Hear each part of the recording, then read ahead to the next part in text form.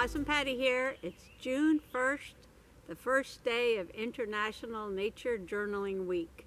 Happy Nature Journaling!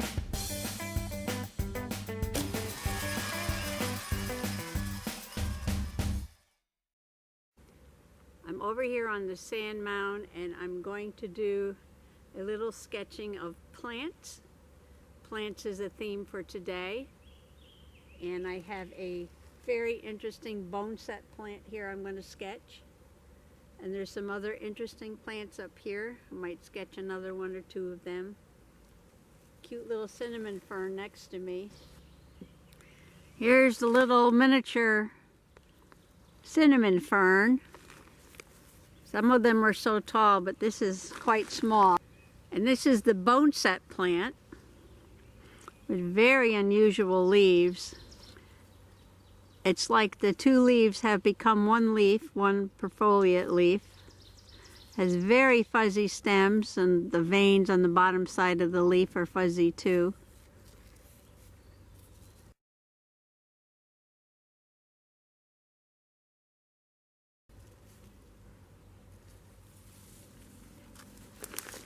And I'm going to look up some more information on this when I get inside. Well, look down here. Little leaves growing in the axil of the other leaf.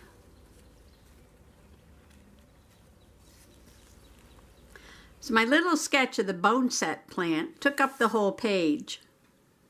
And then I filled in some information around it. The boneset plant is Eupatorium perfoliatum.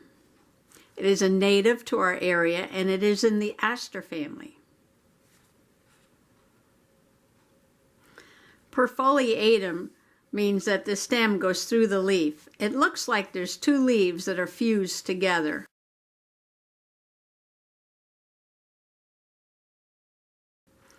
Where did its name come from, boneset?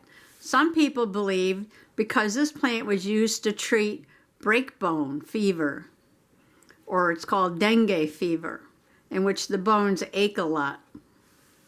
Traditional Native American medicine used it for fever and common colds. At one time in our history, I guess this plant was the go-to plant for fevers and colds. The doctrine of signatures was based on the interpretation of a plant's shape or color, and then the plant was used to treat that part of the body that it resembled. This plant is also called thoroughwort because the stem grows through the fused leaves. And some people believed that this represented the action to promote a bowel movement. So it was used for that. After sitting down on the ground and sketching my boneset plant, I decided to get up and stretch my legs and do a little walk just to look at a few more plants. Thanks for coming along with me today. Bye-bye. Very pretty sky today. It's a little cooler than normal. It feels cool because we had an 80-degree day. Now we have a 60-degree day. Well, I sat on the sand mound and sketched one plant, took up the whole page. And I plan on going inside and doing some research on the boneset plant. But while I was out here, if you'd like to take a little walk, I'm just going to walk the length of the sand mound and see how many plants I don't know. I mean, see how many plants I may know. But I really don't know many of them.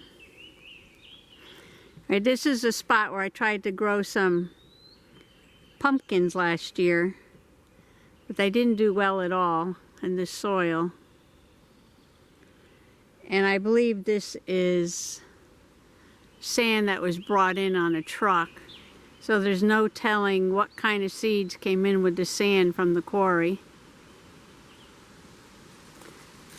This may be an evening primrose here, and here's a piece of last year's evening primrose. Dragonfly just went by. I'm trying to get a picture of them, but they move so fast. I have no idea what this is. And these look like lady thumbs. And here we have some of that sheep sorrel.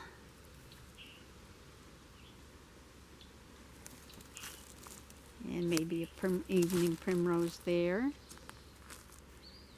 And there's a little sassafras tree seedling.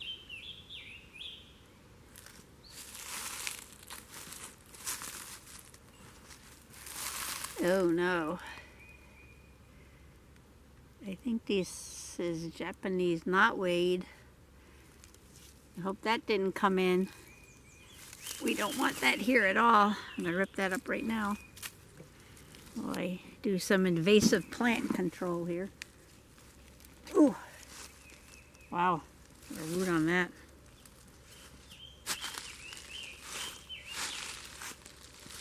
Okay, what else do we have? I don't know what these are. I don't know what that is. And this is poke. And this is poison ivy. And this is not poison ivy. I'm being very helpful here, aren't I? And this is cinquefoil. And this is a cinnamon fern.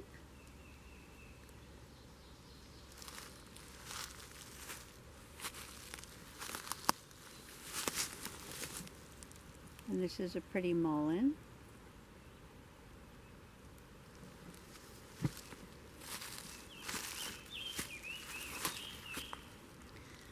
I wonder what this is. Looks like some brambles.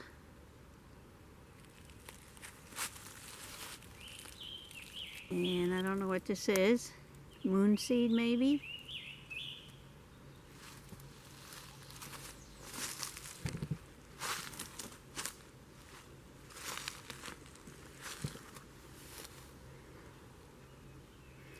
Just stick with me. I'll eventually figure out what everything is, especially when they bloom.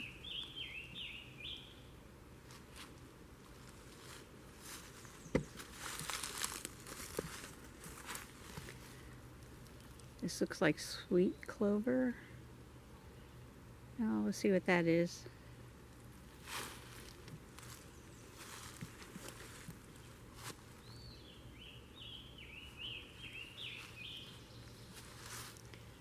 Red clover.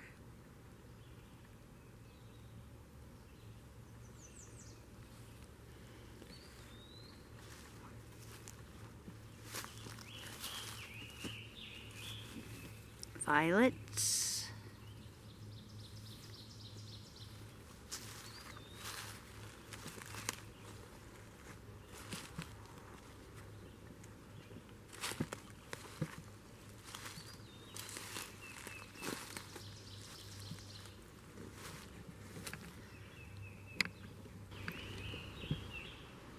I found this plant with ladybugs.